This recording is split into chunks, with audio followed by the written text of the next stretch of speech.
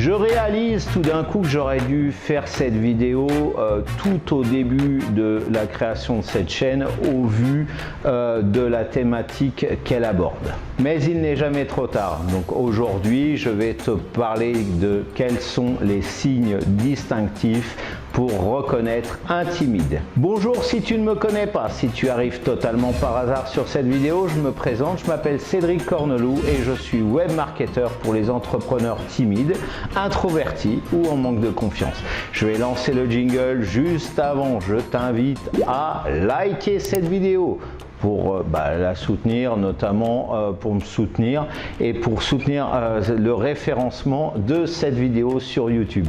À la commenter si tu as un retour d'expérience, d'autres signes distinctifs à nous partager, voilà, pour savoir ce que tu en penses de cette vidéo, simplement pour me faire un coucou, lâche-toi dans la fenêtre de commentaires, ne sois pas timide, à la partager sur cette vidéo sur ton propre réseau social préféré ou tous tes réseaux sociaux, il n'y a pas de problème par rapport à ça.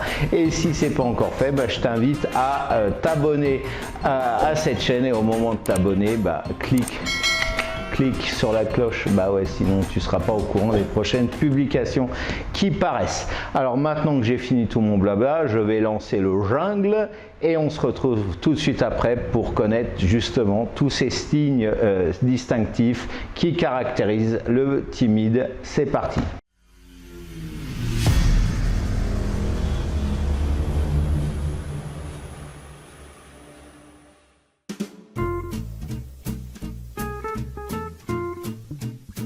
Alors ça n'est pas systématique, mais la principale caractéristique pour identifier un timide est le fait qu'il rougisse. Si tu es curieux de savoir d'où vient le rougissement, qu'est-ce que c'est, pourquoi il arrive, eh bien je t'ai créé une vidéo dont le lien apparaît maintenant en haut à droite de cette vidéo. Donc tu mets celle-ci sur pause et tu vas regarder, ou alors tu continues celle-là et puis tu regarderas la vidéo sur le rougissement un peu plus tard.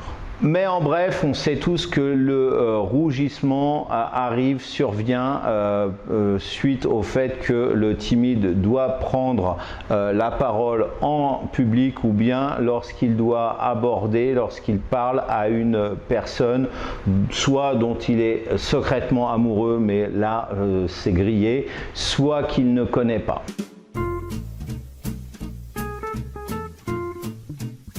Tu remarqueras que le timide a d'une manière générale un regard fuyant, il ne regarde pas droit dans les yeux. Par-dessus tout, le timide a peur qu'on le dévisage et qu'on le juge. Voilà pourquoi il déteste croiser le regard des autres et lorsqu'il le fait, tu remarqueras qu'il baissera rapidement les yeux ou il tournera la tête légèrement. Moi-même étant de nature timide, il y a une vingtaine d'années, j'ai travaillé pendant plusieurs années à l'aéroport Roissy-Charles de Gaulle. Étant en contact direct avec les passagers, je devais les regarder droit dans les yeux à chaque fois que je leur parlais et c'était un impératif professionnel. C'était notre hiérarchie qui nous demandait de faire cela.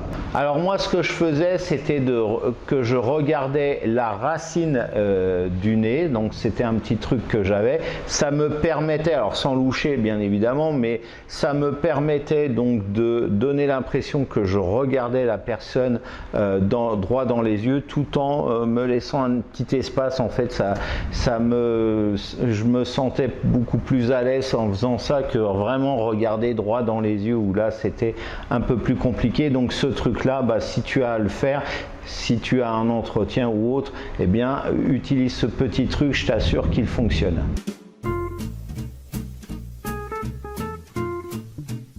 Le timide a tellement peur qu'on le remarque que bien souvent il rase des murs, au sens propre comme au sens figuré. Quand il est dans un couloir, il se met toujours contre un mur. Il a besoin de soutien.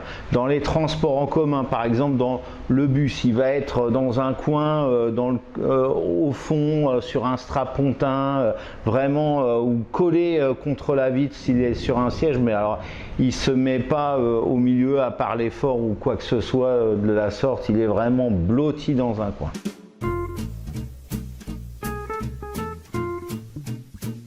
Revenons-en, le timide a horreur de prendre la parole en public, ça tout le monde le sait, mais en plus de ça, il a horreur d'aborder les gens, ne serait-ce que pour leur demander son chemin, ou bien tout simplement aborder les gens pour leur parler de la pluie ou du beau temps. À titre personnel, ma timidité m'handicape toujours sur ce point-ci. Il m'est très difficile de demander, par exemple, d'aborder quelqu'un pour lui demander mon chemin. Voilà, c'est quelque chose pareil dans les soirées mondaines. Je n'approche pas, je n'aborde pas des gens que je connais pas pour leur parler, des gens que je connais bien évidemment et qui me sont sympathiques bien évidemment, mais des gens que je connais pas, bah voilà, je vais pas les aborder. Maintenant, si on vient m'aborder, ça par contre il n'y a pas de problème, j'ai la conversation facile. La timidité finalement c'est un truc vraiment curieux qui te pose des limites à un moment donné, qui te pose des barrières là où bah, tu aimerais peut-être voilà, discuter. Enfin moi j'aimerais bien aborder les gens comme ça, mais je sais pas faire, ou simplement demander ma route. Je préfère me paumer pendant 25 minutes à essayer de chercher mon chemin que demander aux gens. Bref, c'est comme ça, il faut faire avec, hein.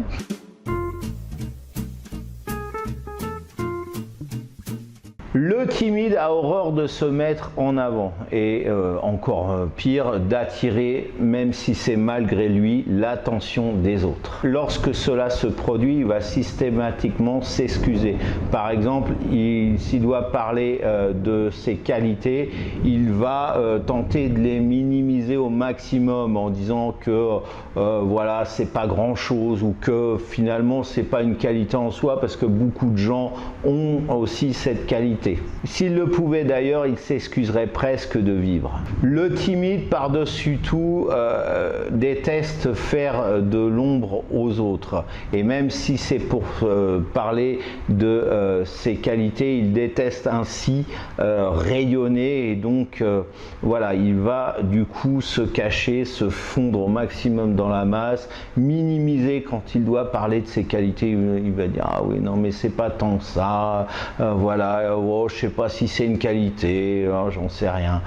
Voilà, il va parler comme ça. Voilà, alors cette vidéo est maintenant terminée. C'est le moment de la liker si tu ne l'as pas encore fait, de la commenter, de la partager aussi sur ton propre réseau. Et si ce n'est pas encore fait, je t'invite à t'abonner à cette chaîne. Et au moment de t'abonner, clique sur la cloche pour être au courant des prochaines publications. Alors maintenant, pour aller plus loin, voilà, on est timide et puis on aimerait malgré tout, hein, ça c'est, je te parlais de rayonnement là, à la fin de cette vidéo, on aimerait bien rayonner. Alors comment faire?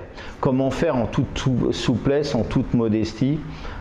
Eh bien, voilà, j'ai mis en place justement le pack Easy Expert. Ce pack, il contient 5 templates de texte à compléter. Voilà, tu as des trous, il faut que tu complètes par rapport à ton histoire personnelle. Tu peux dupliquer les templates en fonction de combien de posts tu veux mettre en place. Et puis, à côté de ça, bah, j'ai les visuels aussi. J'ai 10 visuels créés sous Canva que tu dois bien évidemment personnaliser. Alors j'ai en plus une vidéo qui te montre rapidement, hein, c'est super simple comment faire. Ça n'est pas une formation, encore une fois, c'est un pack clé en main. Le but du jeu, c'est d'inspirer la confiance auprès de ta communauté sur les réseaux sociaux, à commencer par Facebook, qui va liker, commenter, partager tes publications, et puis derrière ça, en inspirant confiance, bah, c'est la base en fait pour déclencher plus de ventes. Donc tu vas vendre plus tes produits, tes services et être reconnu comme un expert de ta thématique. Et bien utilise le pack Easy Expert. Le lien de téléchargement, il se trouve juste en dessous de cette vidéo. C'est une formation totalement gratuite. Tu vas tomber en cliquant sur ce lien, sur le petit formulaire que tu connais déjà, qui va te demander de laisser ton prénom et puis ton adresse email. Voilà, tu connais la chanson, et par email, tu vas recevoir donc ce pack Easy Expert prêt à l'emploi. Donc en attendant de se revoir, eh bien, je te souhaite un bon essayage voilà, de ce pack Easy Expert, de passer une excellente journée ou fin de journée, et je te fais des bisous. Bisous, bisous.